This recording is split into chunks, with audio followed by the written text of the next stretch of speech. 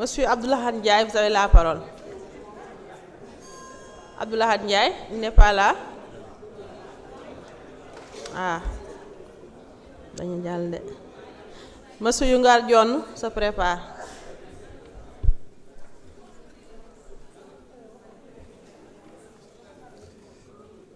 Merci beaucoup, Madame la Présidente.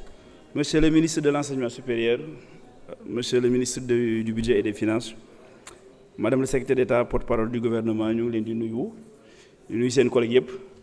Monsieur le ministre, en tant qu'étudiant, doctorant à l'Université Cheikh Anta Diop, je demeure solidaire avec les étudiants. Fay leen bourse étudiants yi fay leen suñuy bourse sax laay wax parce que ci la bokk xaw ma nag ku tooñ mais je demeure solidaire fay leen bourse yi.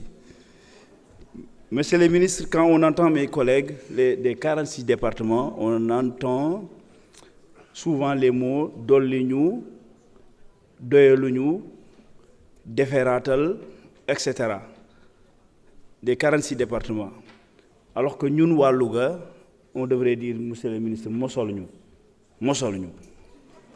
La région de Louga demeure la seule région du Sénégal où il n'y a pas d'infrastructure, où il n'y a pas de centre régional universitaire. La seule, enfin presque. Monsieur le ministre, je veux que vous m'écoutiez parce que tout simplement, m'écouter, c'est écouter Kébémer. C'est écouter Dara Djolof, c'est écouter Kër Momar Sarr, Yang Barkedji, Sakal, Pal, Géoul, Koki, Ndiagne, Mbédjien, Kelgey, Tiamen Kayor, Djeler Lucilla, Palen Fall.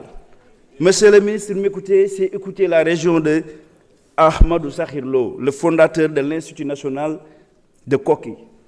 M'écoutez, c'est écouter les doléances de la région de Motnguémelo, le fondateur de l'Institut national Manar Al-Houda. La région de Serigne Sambay, l'universel. La région de Medjaou Galay, Serigne Medjaou Galay, Serigne Abbasal, Serigne Mam Malik Sall. La région de Abdou Diouf de Abdoulaye Wade, monsieur le ministre. Malgré tout, Louga demeure la région, comme je l'ai dit tout à l'heure, la seule région où il n'y a pas d'infrastructure, monsieur le ministre. Monsieur le ministre, chaque année, des bus que nous appelons chez nous les horaires partent pleins et ne reviennent jamais.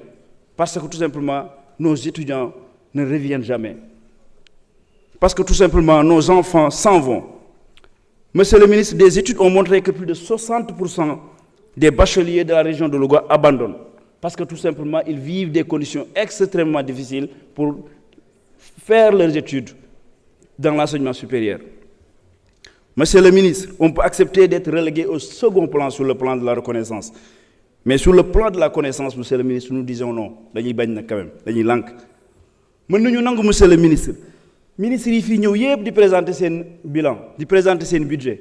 Kenn bañ cee yeewoo dans la région de Louga. Loolu mën nañ ko nangu.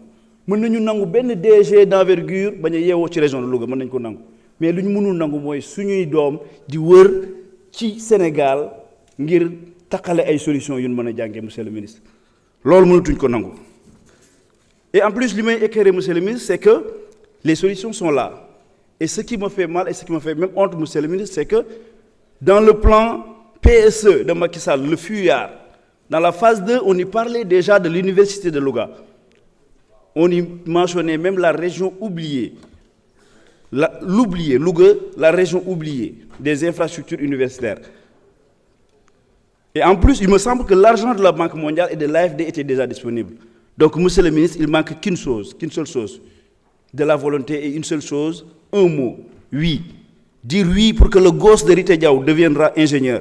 Oui pour que le jeune de Beyti Gueye, dans la commune de Léona, ne reprend plus la voie de Barça ou Barsak. Nous avons massacré ses parents ici.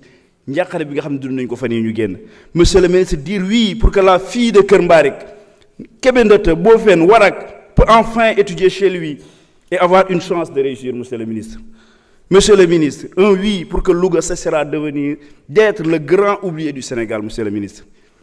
Dites oui, monsieur le ministre, maintenant, parce que Nguer Malal vous regarde, parce que Peter Warak vous écoute, parce que tout simplement l'Oboudou n'a plus de larmes. Monsieur le ministre, dites oui, parce que, ou alors, assumez pour toujours d'avoir laissé mourir les rêves de toute une région, monsieur le ministre. Je vous remercie. Merci beaucoup. Monsieur Yungar Dione, vous avez la parole. Monsieur Samba Diouf se prépare.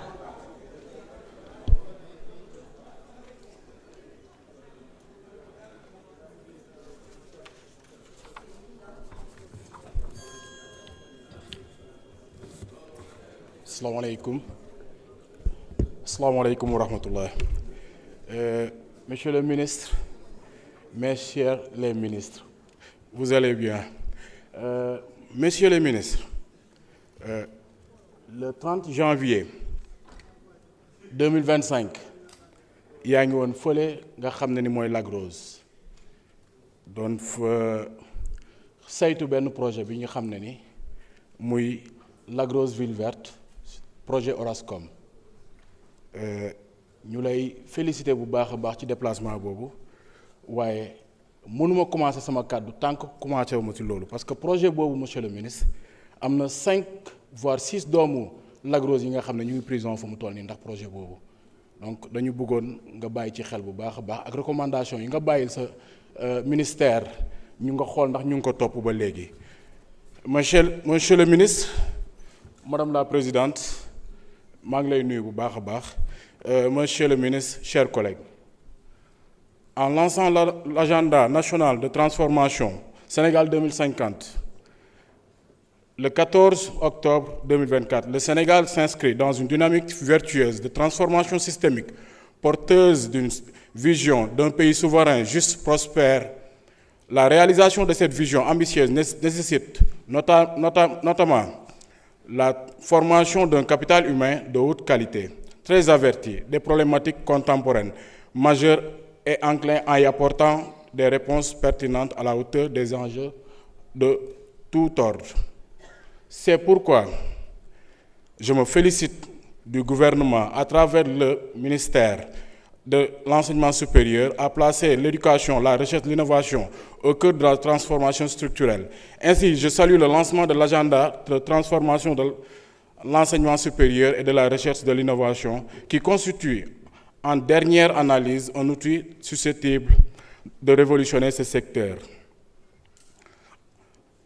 Entre autres défis, il convient de citer une meilleure universalisation de l'accès à l'amélioration des performances dans la gouvernance, une meilleure garantie d'une assurance de qualité curriculaire et programmes proposés et une montée de puissance de la recherche et l'innovation et leur valorisation pour dynamiser les différents secteurs de l'économie.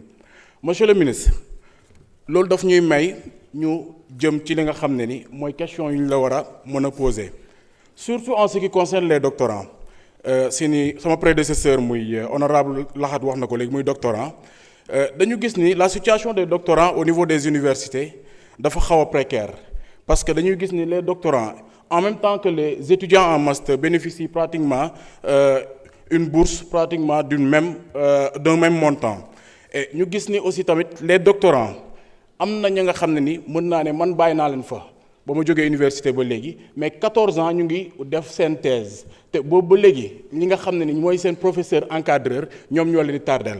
Monsieur le ministre may laaj yow lan nga xam ci loolu parce que am na ñi nga xam ne ni tey bëgg nañu génn université ba waaye boo laajtee seen famille bu ñu la nee ana diw ñu ne mu ngi université di jàng dul jeex. te alors que professeur encadreur moo ko téye foofu donc ñuy ngeen bàyyi ci xel bu baax a baax waaye tamit monsieur le ministre ñuy wax ci li nga xam ne mooy vacataires yi l'université est composée de 70% de vacataires et dañu gis ni ces vacataires là aussi defaguñu benn effort pour mën leen régulariser monsieur le ministre ñuy laajte fan nga toll ci situation vacataires yooyu waaye monsieur le ministre di fàttalil aussi le caractère alimentaire des bourses d'étudiants.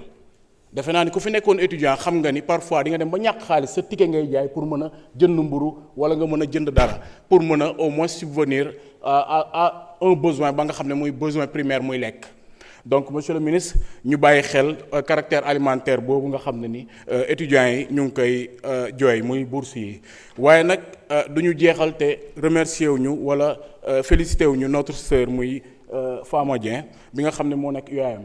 Monsieur le ministre ñuy fàttali na université bi nga xam ne ni mooy UAM dafa war a recevoir dafa war a nekk village olympique ci JO yi ñuy wax ni aussi tamit di profiter ci occasion di wax ni dañu gis ni le département de Rufisque n'est pas trop impliqué ci jeux yi donc xam naa ni ministère concerné dina ci bàyyi xel donc ñuy wax ni aussi tamit les étudiants de UAM aussi ñu ngi leen di remercier parce que gis nañu au niveau de l'université de UAM gis nañ fa benn pratiquement benn cohésion ba nga xam ne ni entre l'administration et les étudiants donc muy ñuy ñaan mu tas ci université yëpp maa ngi gërëm ñëpp di sant ñëpp di baalu àq bu baax a baax jërëjëf.